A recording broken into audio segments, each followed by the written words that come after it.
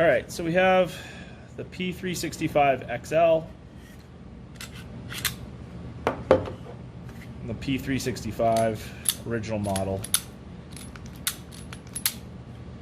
Notable differences off the out the gate. There's a rear bevel, a rear chamfer here on the rear of the slide. There's not one here. The 365XL is longer. It's longer about a ½ inch.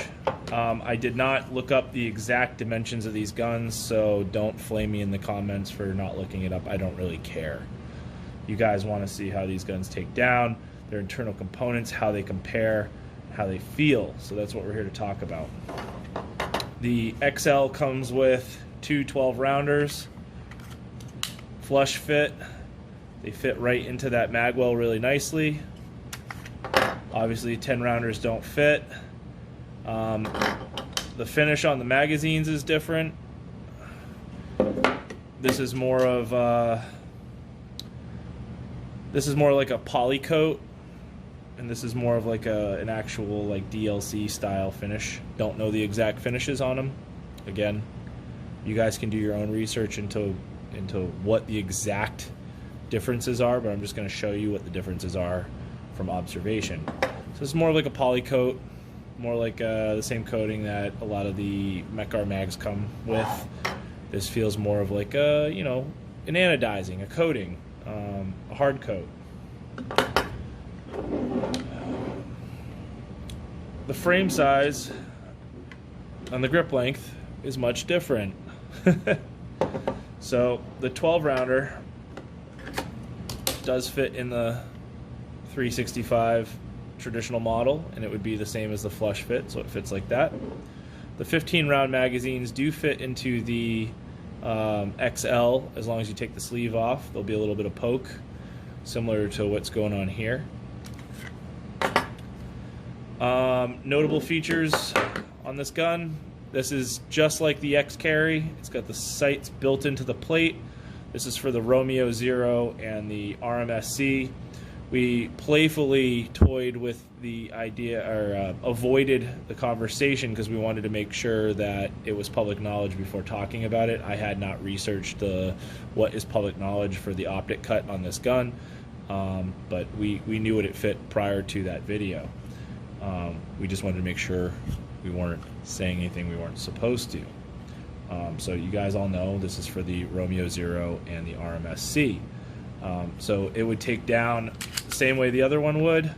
Screws underneath, relief the plate, take the plate off, mount your optic, call it a day. This has the Gray Guns inspired trigger pull. Trigger pull is much nicer, much cleaner, smooth, resets cleaner. When you pull that trigger, because of the disconnect system in here, it kind of feels like you're plucking a bowstring, where this has more of like your normal striker release feel to it. This gun does have about 1,000 rounds through it. We have had this gun in warranty before. This gun feels a little bit smoother, but granted it's got 1,000 rounds through it. Feels a little bit more glassy as it rides the rails. The XL kind of has like a plastic on plastic sound to it. I'm not sure if it's just part of the break-in period or the contacts on the frame are a little tighter. I'm sure it will smooth out. Cocking serrations on the XL are longer. The chamfer, like the features in the front, you can see it's an elongated facet. The facets do match, and the XL, if you trim out the faceted front out of a holster, the XL fits just fine going through a 365 holster. The XL has a full-size grip, like an actual full-size grip. Feels good in the hand. Obviously, compared to the 365 without the 12-rounder, pinky falls off the bottom. Now we're going to get into Takedown.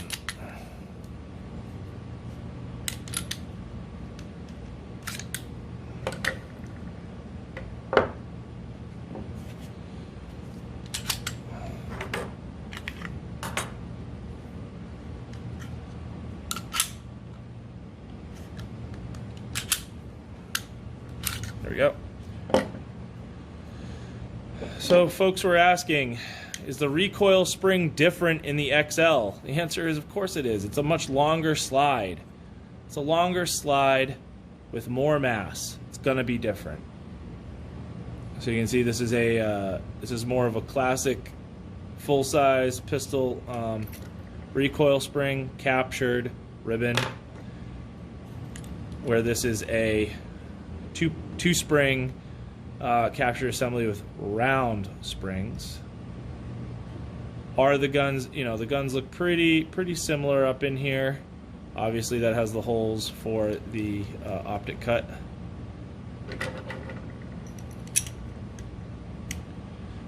But slide back, they're pretty identical. Where interfaces, the barrel lug interfaces, pretty identical. Cool. People wanted to see if the frames interface, if you can put the if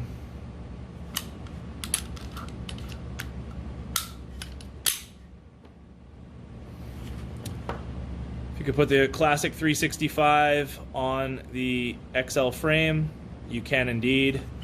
So you can have your short muzzle 365 with the full-size grip. It works just fine. And vice versa for the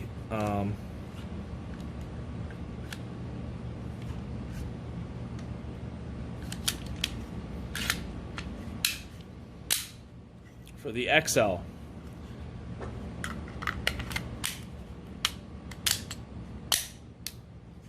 The XL does fit on the classic 365 frame.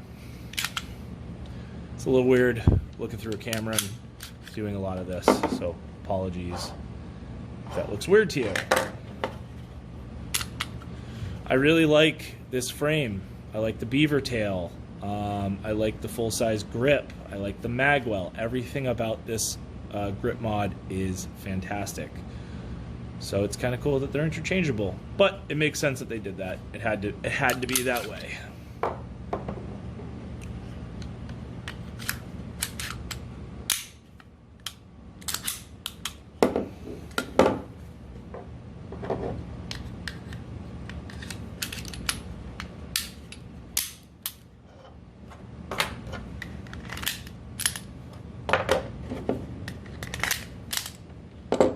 So that's about it with these guns. Trigger systems are slightly different.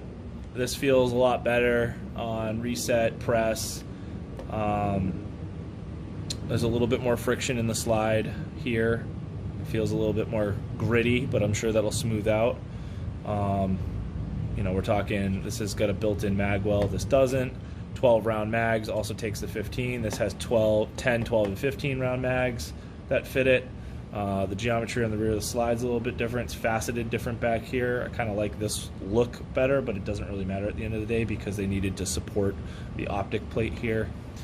This is an optic-ready gun. Takes the Shield RMSC, or the soon-to-be announced but has been publicly talked about, Romeo 0, which will be the subcompact.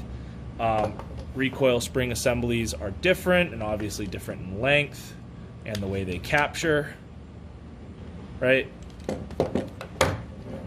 Barrel length is different. Grip mods are interchangeable between the two guns. I mean, outside of that, this is just a better gun. It's not as snappy. It extracts clean. This one's kind of sporadic on its extraction. This is very consistent. I prefer the trigger pull on this. I prefer the feel of this gun. I prefer the mass of this gun. Everything about it is clean. It conceals really well. We put this in a 365, classic 365 holster of ours. And, you know, we do have to force it through, so there's a little bit of friction here. You can modify yours. I mean, I can easily take a 365 holster, add a little bit of heat to the muzzle just to kind of flatten out the faceting profile. And this gun runs fine through it. So that's something that we're probably going to mess with. We're going to make a 365 specific 365XL specific holster. Obviously, in the interim, though, if you have a 365 holster that's open, muzzle cut, and clean, you could probably run the XL through it just fine. Same accessory rails. I don't know what else to say about the gun. I just preferred this one over this one quite a bit. This feels more of a polished gun, polished system. Trigger pull's super clean. I mean, this one's not bad. And this one's not bad because it's got over 1,000 rounds through it. It's definitely smoothed out. We also use this gun for holster test fit. So this gun's been worked quite a bit in and out of holsters. It's used daily to test fit holsters.